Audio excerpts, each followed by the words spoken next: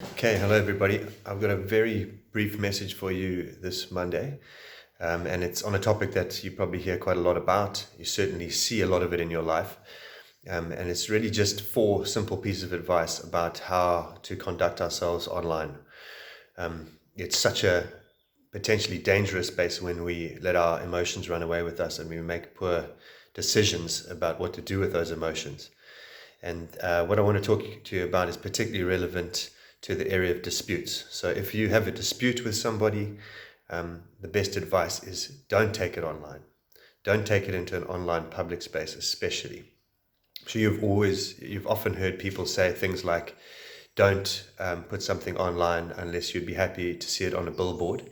And of course, that goes for apparently private messaging services like WhatsApp and even email. Don't put something on that group that can be screenshotted or forwarded that you wouldn't be happy to see on a billboard. And that includes repeating slurs, even if your intention in repeating the slur is to expose the slurrer, the person delivering the slur or the insult. Because by repeating it, you are part of the chain of publication. And so you can be held liable just as the person who originally committed the slur can be held liable. And that can really get very, very messy and involve the law and the police and all sorts of really uncomfortable scenarios. So please don't do that. It's really important that you only go online with complaints about people or institutions if it's the absolute last resort. And if you do decide to take that route, then you have to, for your own safety, check all of the sides. And also just from an ethical point of view, go and speak to the person or the people with whom you're in dispute, get their sides, listen to them, and do that in person, by phone call or by video call or face to face.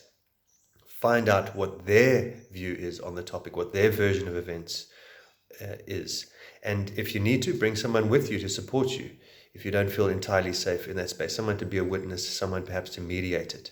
Not to get into a confrontation, but just to facilitate a proper, honest, open discussion. And then use the formal avenues that you have to resolve disputes. So if you're part of a school, there are so many people that you can go to ask to implement our policies. You've got access to our policies on the student drive, so you can take those forward yourself.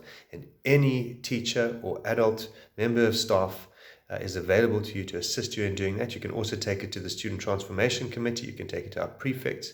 You can take it to your grade reps from the SRC once that's functioning again.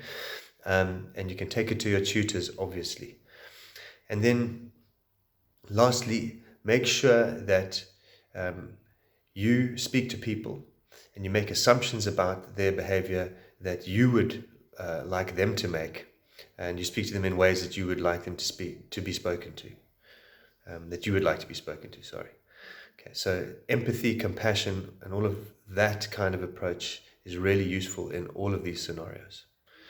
I hope that your week goes well and that you stay safe and happy and warm.